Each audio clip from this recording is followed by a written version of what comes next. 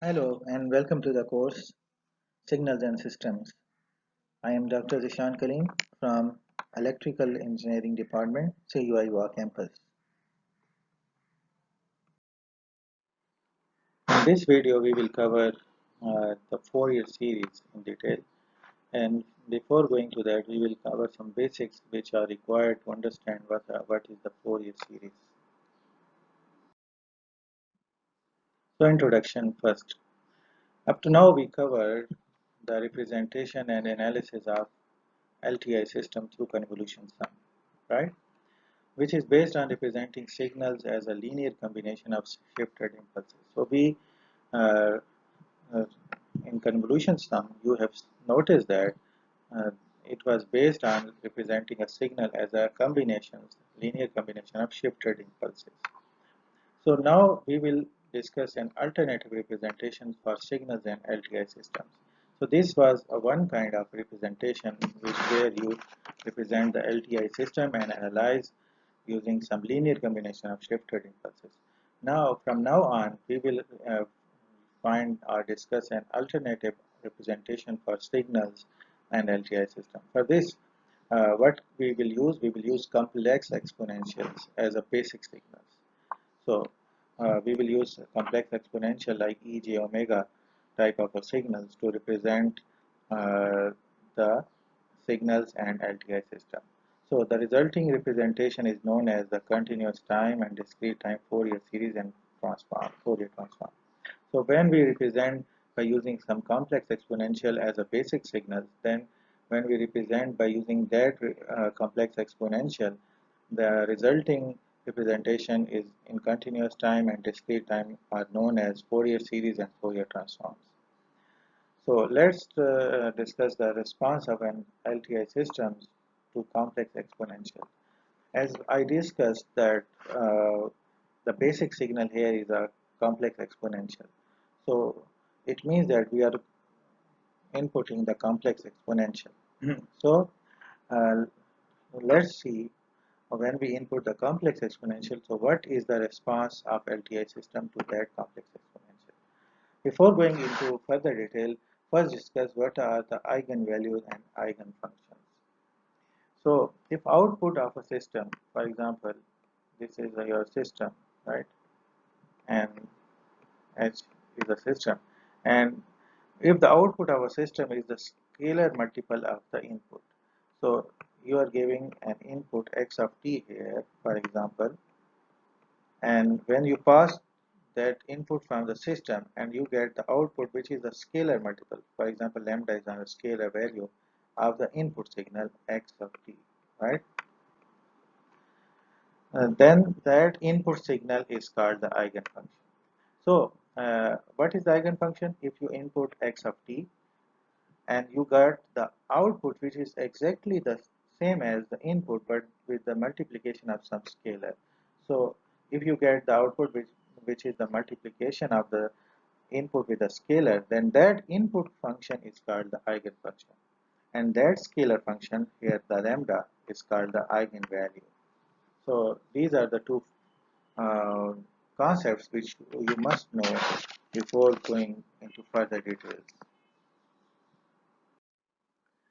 Now, for analyzing an LTI system, the signals can be represented as a linear combination of a basic signals. As I mentioned that previously we discussed LTI system with the linear combination of some basic signal where the basic signal was the impulses. Now we are focusing on another type of a basic signal which here are the complex exponentials. So they are telling us that for analyzing an LTI system, the signals can be represented as a linear combination of the basic signal, which can be any type. But here we are discussing basic signal as a complex exponential. So the basic signal should be what are the characteristics, what should be the characteristics of the basic signal? Number one, the basic signal should be able to be used to construct a wide range of useful class of signals. What does it mean that we the basic signal should have the capacity to represent the wide range of useful class of signals. For example, there can be a number of signals types, for example, square waves, you have noticed that, and see sawtooth wave, so on. So they are saying that the basic signals should be so that like that it has the capability or capacity to represent that kind of different kind of signal like square, sawtooth, so on. And moreover, the other quality or the characteristic should be that have simple structure in LTI system response. Its architecture should structure should be simple. It not should be more complex in when passed to the LTI system. So complex exponential signals are good candidates for basic signal. So the basic signal which satisfied these two characteristics is the complex exponential signal. So it can be a good candidate for a basic signal. Since why it's a good candidate? Its this LTI system response is the same complex exponential with different amplitude. For example, for a continuous time signal, if we input the complex exponential, this is complex exponential, right? If we input this, so output we get the same, right, and the complex exponential signal, but with the multiplication of some hs. Hs here is a function of s, but uh, it is a kind of a constant or the scalar which we already discussed as the eigenvalue. So this will be eigenvalue. For more details we will discuss later, but at the moment it's fine. So for discrete type of signal, the complex signal is exponential signal is z of n. So when we input to the LTI system, its response is hz into zn, where hz is a function of z, right? So the summary is that for analyzing an LTI system, there should be a basic signal. So what is the basic signal here? The complex exponential signal.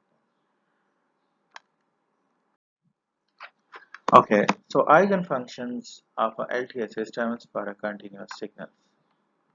So when the output of a system is only a scaled version of the input, as I already discussed, the input called an eigenfunction, which comes from the German word same. Eigen means same.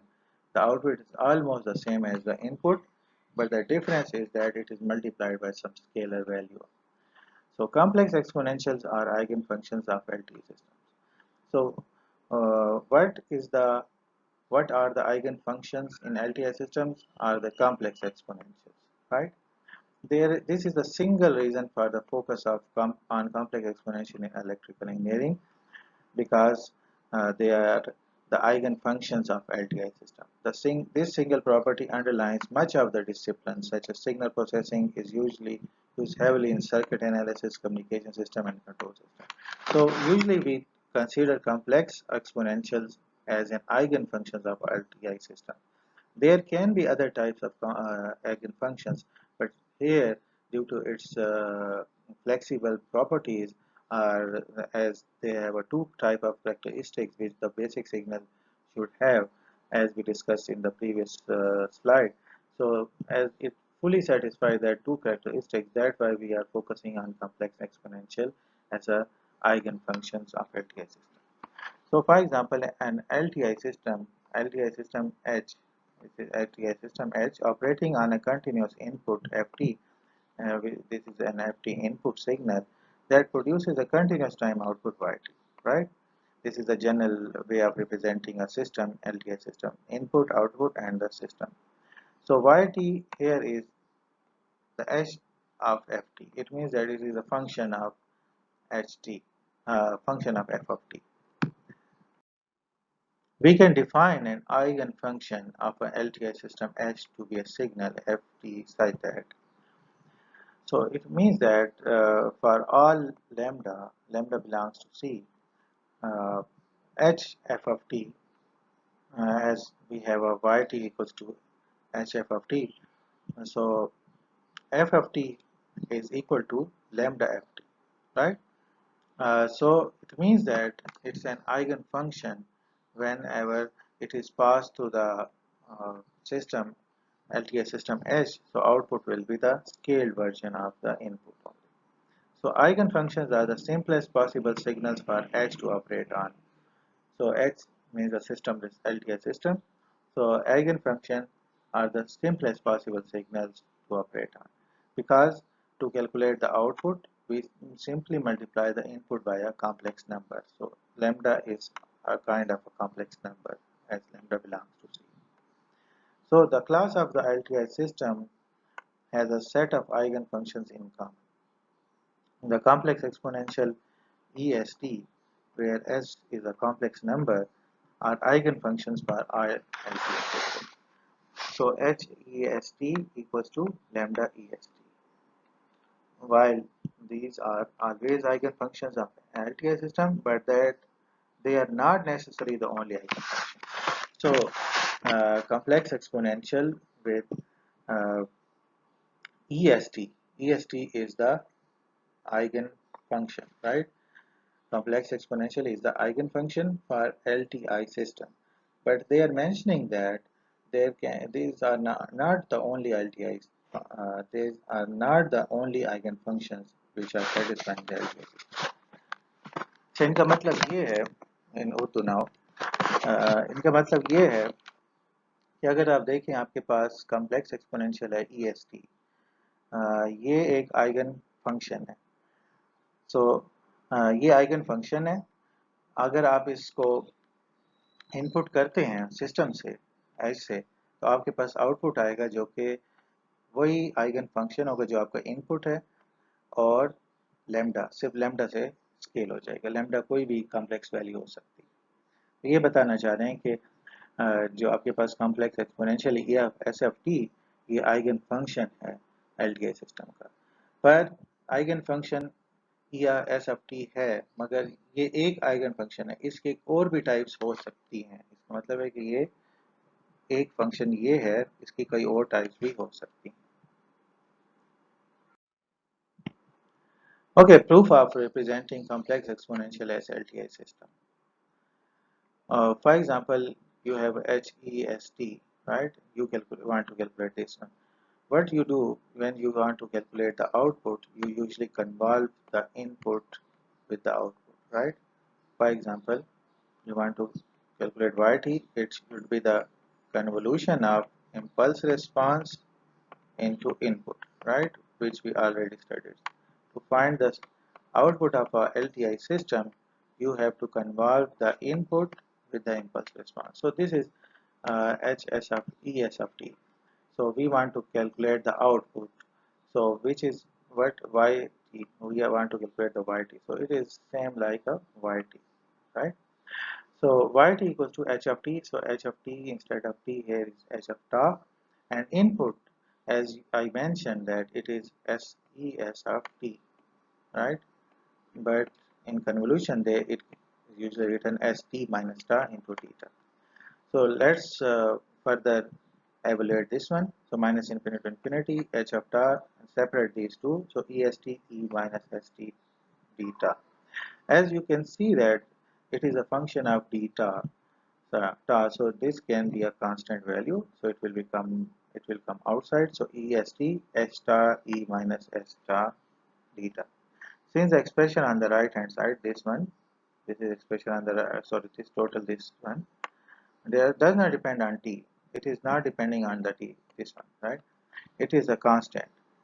So we can say that uh, h of tau e minus s star theta as a constant. We can replace that with a constant value which is lambda s, because this is not a function of time. So lambda s e s of t due to this one, where lambda s is called the eigenvalue of the eigenfunction.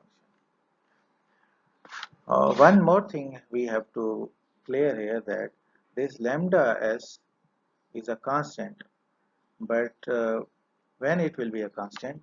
अच्छा इसको आपको in Urdu I will explain more. आपको समझा देता हूँ. For example, आपके पास कोई function है E8t, right? ये आपने इनपुट किया, right? अगर आप इसको LTI सिस्टम में इनपुट करते हैं तो आपके पास एक वैल्यू आती है 1 over for example 20 E8t, right? E8 क्या है? 8 का मतलब इधर S है, बिकॉज हमारे पास ES of t होता है ना, जो कि कॉम्प्लेक्स एक्सपोनेंशियल है. सो x की जगह इधर s इज इक्वल टू 8 है, राइट? तो अगर आप देखें ये आपका फंक्शन जो है E H E S T, ये फंक्शन ऑफ एस है, राइट। तो इसको आप क्या लिख सकते हैं, एच ऑफ एस, राइट। तो एच ऑफ एस कब लेमडा की वैल्यू देगा, यानी कब 1/20 देगा, वो कब देगा, जब आपके पास एवेल्युएट होगा एस इज इक्वल टू 8 पे, राइट। अगर आप इसको एस इज इक्वल टू 8 पे एवेल्युएट करते हैं, ओपन करते हैं, तो आपको ये वैल्यू देगा कांस्टेंट, जो कि होगी 1/20, ठीक है।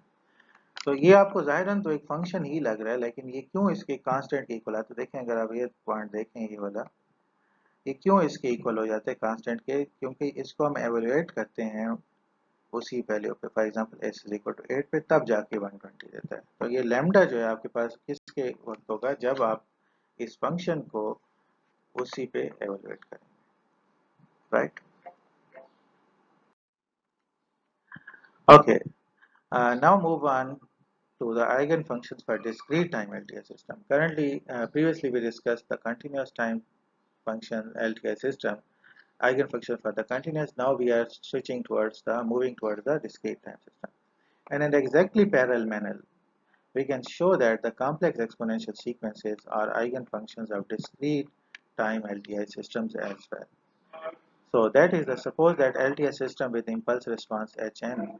If you have an LTI system with which has an impulse response of Hn and has the input the sequence, and you input Hn equals to complex exponential, which is z of n in discrete case, where z is the complex number. Then the output of the system can be determined from the convolution sum, as we determined for the complex for the continuous time case as a convolution uh, integral. Here we are using, because it is a discrete case, so whenever you want to find the output, you will do the convolution. So for discrete case, there is a convolution sum due to this summation, right? So hk is the impulse into input xn minus k. So here input is zn. So n minus k means zn minus k. So replace this value. So hk zn minus k, because this is the function of uh, k. So just put outside zn, because this is not function of n k. So it's kind of a constant. So this is the same. From this exponential, we can see that if the xn is a complex exponential given by equation this one 3.7, assuming that the summation on the right hand side, this one, converges, right, the output is the same complex exponential, complex exponential, this one, your output is the same complex exponential, sorry, not this one.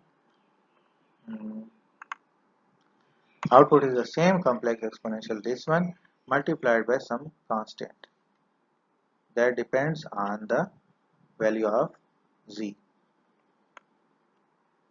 because this is like previously we replaced this one with hs. Here we can replace at hz, right? So zn into some hz. So this will be a constant value, right? Value of z, that is yn equals to hz zn, where hz is this one, right? Consequently, as in the continuous time case, complex exponential are eigenfunctions of the discrete time LTI system. So here we also concluded that the complex exponentials are the eigenfunctions of the discrete LTI system. The constant hz for a specified value of z is the eigenvalue associated with the eigenfunction. For example, as in the previous case, we calculated hs for a specified value of s. For example, s was 8 there, and we get the constant out of that one, which was 1/20, right? And that 1/20 was a eigenvalue. Similarly, they are mentioning that the constant hz for a specified value of z, z can be any value, is the eigenvalue associated with the eigenfunction. If you put any specified value of z here in hz, after solving that hz, if you the value you got out of that hz is your eigenvalue. Now the other term is the decomposition of a signal. For the analysis of LTI systems, the usefulness of decomposing more general signals in terms of eigenfunctions can be seen from an example. For example, let xt correspond to a linear combination of three complex exponentials. Uh, Previously, we discussed that xt is consists of only one complex exponential, but here we are considering an example where the xt consists of three linear combination of three complex exponential. First complex exponential, second, third. From the eigenfunction property, as we already studied that eigenfunction property is what if you input x of t to a LTI system for eigenfunction property, this will be eigenfunction only when you input, then the output should be k of x of t, right? K or lambda of x of t. So lambda is a constant, right? Similarly, for the they are mentioning that lambda or hs1 is same meaning, right? Because when you evaluate hs1 hs at s1, right, it will be equal to lambda, right? It means the same, right? So from the eigenfunction property, the response to each separately is that, for example, you input separately, not the combined input xt, which consists of the linear combination of three different complex exponentials. You input separately a1 s1t to the in this system, right? You will get a1, right? You will get a1 h1 hs1 into es1t, right? es1t, right? A1 S1 ES1T. Then you input second input A2 S ES2. This is complex exponential. So A2 HS2 S ES2, so on. And from the superposition property, the response is also the sum of the responses, so that we can write the response as by superposition property of LTI system. We can write A1 HS1 S20, A2 HS2 ES23, A3 HS3 ES3. So we can write in this way as well.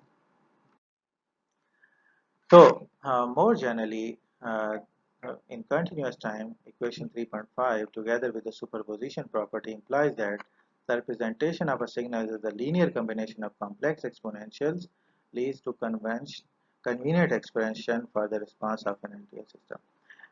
Specifically, if the input to continuous LTI system is represented as a linear combination of complex exponentials, as we studied that previously, that we have a a1 s1 t, right, a2 plus a2 s2 t. We have this type of a complex input to the system. If we generalize them, we can write in terms of a summation as well, k a k s k t, right? Then the output will be generally as we already derived in the previous, due to superposition property, we can write k a k s s k e s k t. So this was the case of the continuous case time signals, right? For in exactly analogous manner, if the input to a discrete time LTI system is represented as the linear combination of complex exponential, that is xn equals to k a k z kn. So similarly, the output will be k a k s z k z kn. So there will be no difference in equations. So equations are almost same, but with a different uh, writing style, you can say. Now let's take an example for the understanding of decomposition of a signal. For illustration of equation 3.56, consider an LTI system. Now you consider an LTI system like this one. You input xt. When you input xt here, you get output, which is nothing more just the delayed of the input. So you get the output xt minus 3, like the delayed signal, right? So the output are related to the time shift 3. So yt equals to xt minus 3. If the input to this system, now the system is that when you input xt, you get xt minus 3. Now if you consider xt as a complex exponential, e, for example, ej2t, right, ej2t. So when you input ej2t, in the output you will get, for example, ej2 t, instead of t you will put t minus 3. So after writing them ej minus j6, you can separate these two terms. So you will get e minus j6 ej2t. Now from here you can notice that ej2t is the same as the input, and this is the hs. We previously write them as hs. So, and this is your input, so x of t. So from here you can see that x of t is the eigenfunction. So this is your eigenfunction, and what is your eigenvalue? Eigenvalue is minus j6, e minus j6. Okay, equation 3.18 is in the form of equation 3.5, as we would expect, since ej2t is an eigenfunction, because this is an eigenfunction. The associated eigenvalue when evaluated at hj2, right? Why hj2? It means that previously I mentioned that ejs, right, t. So here the s is 2. So because we have j2, so s is j2, right? You can see that we wrote est, right? So here you can see that s is equivalent to j2. So we have the eigenvalue. So the associated eigenvalue at j2 when s is equal to j2 is minus j e minus j6. It is straightforward to confirm equation 3.6 for this example. Specifically from equation 3.17, the impulse response of the system, we can find the impulse response of this system, which is straightforward, that replace x with, when input impulse, then you will get output at only t minus 3. So h of t is delta t minus 3. Substituting into 3.6, previously we derived, we obtained that this is our impulse, right? H of t convolved with the input, which is e minus s star. So you can see that when tau minus 3 and here minus tau, because this is impulse, so it will only be 1 at tau equals to 3, right? So we will get e minus hs is equal to e minus 3s. Now this is our hs function. For getting the eigenvalue, it should be evaluated at some s value. So if you put s equals to j2, s equals to j2 here, so you will finally get h at j2 is equal to e minus j6. So this was just to explain how it works. Okay, so why we need a Fourier series? Since the action of an LTI operator on its eigenfunction is easy to calculate and interpret, it is convenient to represent any arbitrary signal as a linear combination of complex exponential. So what the Fourier series do? Fourier series will represent any arbitrary signal, any signal f of t, as a linear combination of complex exponentials. This is a complex exponential. The Fourier series gives us the representation for periodic continuous time signal. So one will use Fourier series when the signal is periodic and continuous time signal. Whereas for aperiodic signal, we will go for Fourier transform, which will be discussed later videos. Previously, we have seen that by using convolution, LTI systems can be represented by linear combination of linear impulses, as I already discussed. Now we are going to describe the LTI system based on linear combination of set of basic signals, which are the complex exponentials.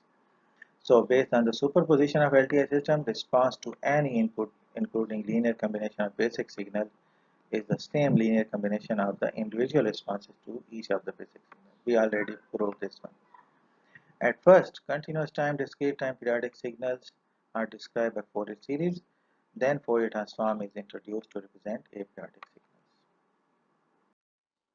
Okay, let's look at the Fourier series for approximation. Usually the complex exponentials are a kind of a sinusoid signals. So uh, here we are going to show you that with sinusoidal signal how we can create a square wave. For example, one can even approximate a square wave pattern with a suitable sum that involves a fundamental sine wave plus a combination of harmonics of the fundamental frequency. This sum is called the Fourier series. For example, you have a sine wave, this red one, right? This pink or red, which has a fundamental frequency, the basic frequency. And if you increase the frequency by adding two harmonics, like two times, three times of the fundamental frequency, then you will get that yellow line, right? The fluctuation in this way.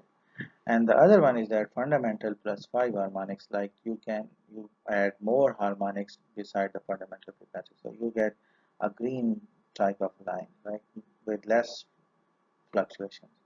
And the last one is the fundamental plus 20 harmonics, then it approximately matches the scale wave, right? Sorry, it approximately matches the scale wave. For example, this one, you go in this way, this one. So it means that by using the complex exponentials or the sinusoid, we can represent a square wave. So this is a kind of a Fourier series or the Fourier approximation.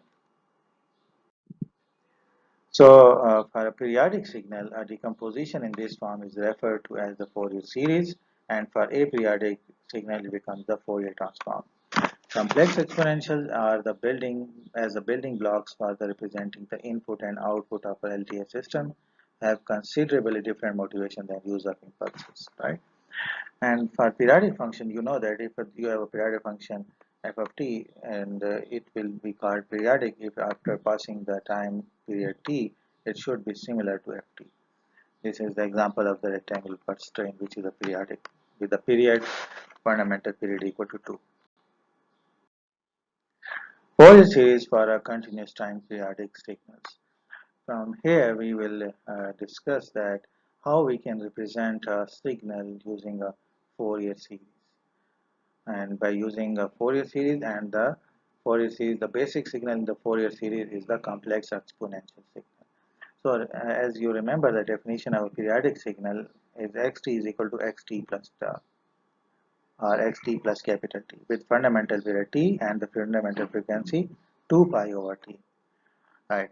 And xt is a ej omega naught t, is our basic signal, is a periodic signal with the fundamental frequency omega naught, right? This is the periodic signal with the fundamental frequency omega naught. Remember the harmonically related complex exponentials. If you want to find the harmonics, so you can generalize this equation like ej k omega naught t. We have added the k omega naught. Instead of omega, we replace with the fundamental frequency, which is omega naught, and k means the harmonics. And whereas omega is equivalent to 2 pi over t. So we can further evaluate this equation as ejk 2 pi over capital T into t, where k is 0 to infinite, right? Infinity. So 0 is the fundamental frequency, 1 is the first harmonic, second the second harmonic, so on. So each harmonic has a fundamental frequency, which is the multiply of omega naught. For example, each harmonic is 2 omega naught, 3 omega naught. So they have a fundamental frequency, but we are multiplying with some constant, right? So a linear combination of harmonically related complex exponential. Now we can write the uh, uh, linear combination of harmonically right exponential as this one. Ak is their amplitude coefficient, and ejk omega naught similarly to this one, and k ranges from minus infinity to infinity to get the different harmonics. And further we can replace omega naught by 2 pi over t. So it is periodic with period t. K, when k equals to plus minus 1, have a fundamental frequency omega naught, which is the first harmonic, whereas when k ranges from plus or minus capital N, we have a fundamental frequency n omega naught t for nth harmonic. If this is 2, then it's 2 omega naught 3, 3 omega naught, so on.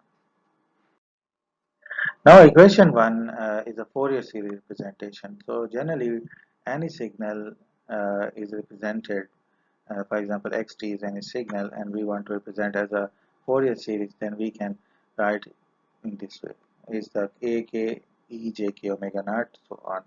And now if xt is real, for example xt is a real signal, so real, if this is real, then signal and its conjugate is always equal, right? So when we take the conjugate, the j part, like you know that if you have a signal x is equal to a plus jb, right? So when you take the complex of x, right? So conjugate of x, so the complex part will change the sign to minus j, right?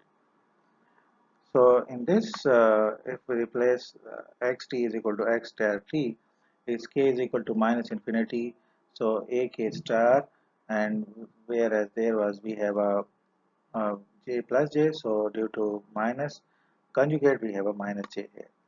And for example, replace k with a minus k, uh, then x is equal to xt is equal to k equals to minus infinity. So we can get a minus k star x, and due to k minus here it becomes plus, right? And ak is equal to a minus k star in real. So if ak is real, so ak equals to a minus k, right? So using this we can evaluate this equation in this way: xt a naught is the fundamental plus k equals to 1 to infinity, which is a k j k omega naught, and we just break into two parts. Like the positive, previously the limit was minus infinity to infinity, whereas we are taking from 1 to infinity, and then uh, here we are putting minus k, so it becomes, when we put 1 it becomes minus 1, so we are getting two sides as well, minus jk, here we have a plus jk.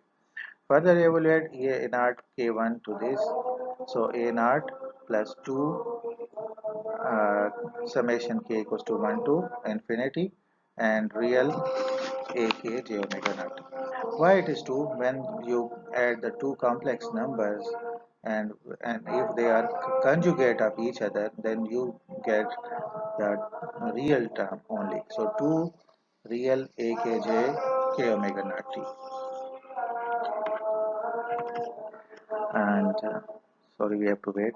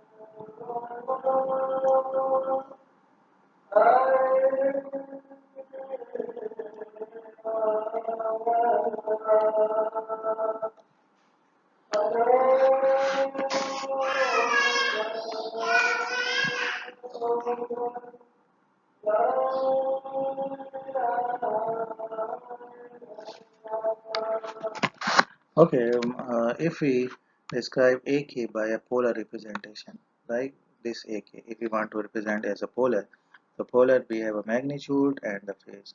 So AK is the capital AK is magnitude, and EJ theta K is the angle.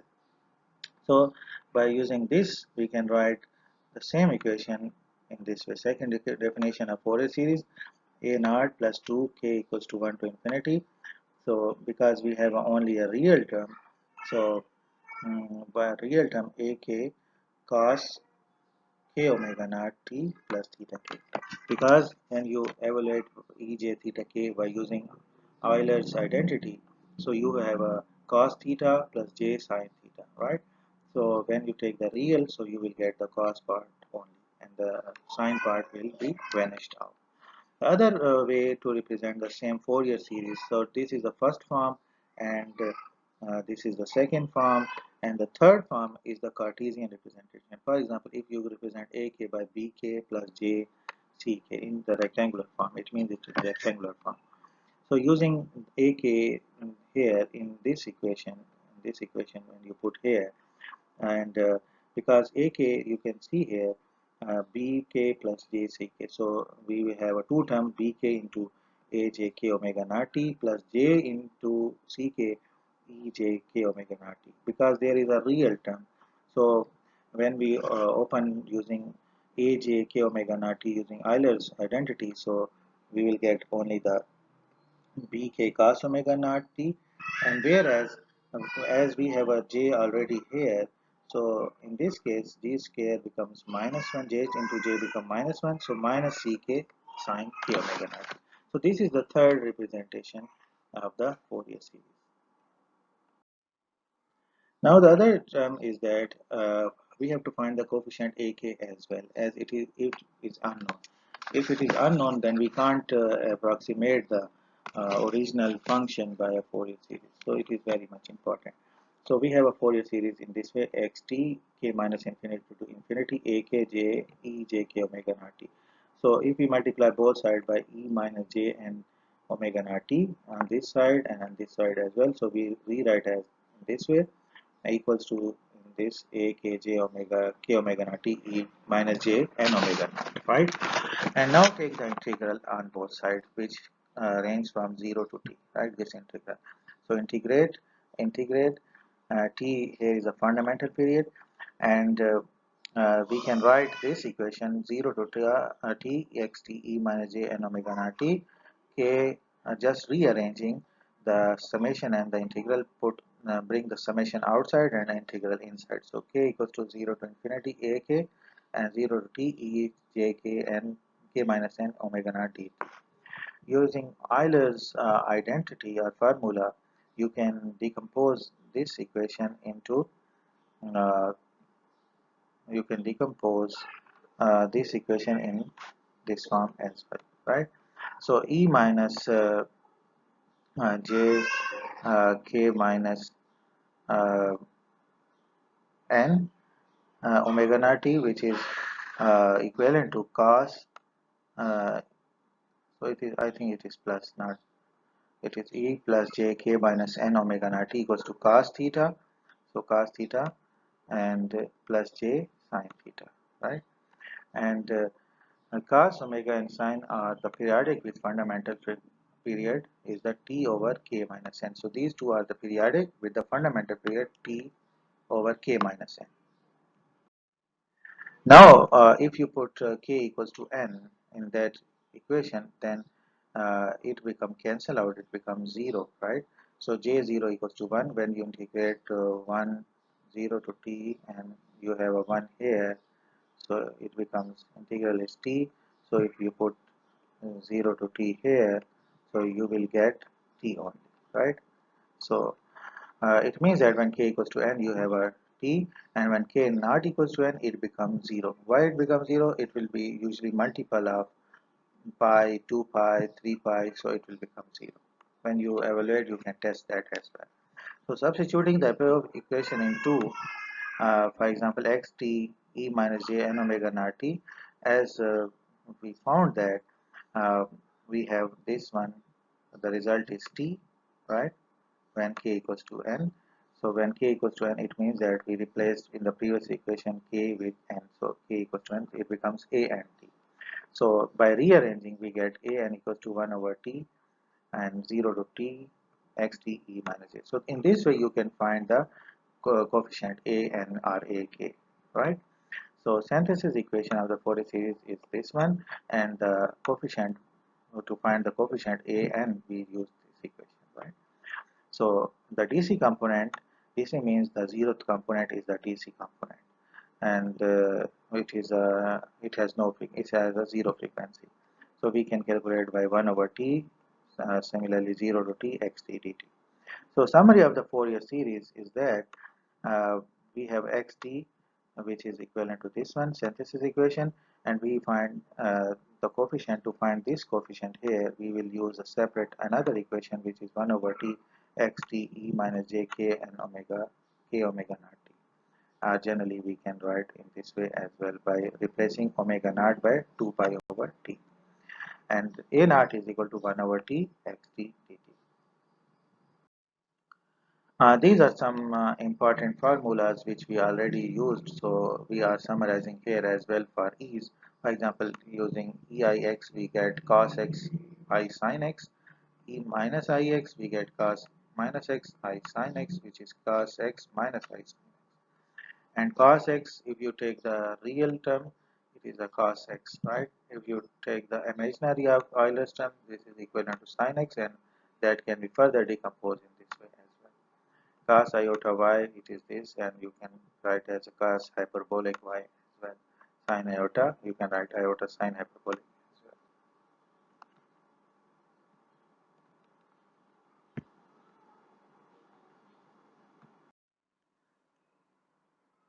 Thank you for listening, and for question answer, there will be a separate section, session which will be communicated later on. Thank you very much.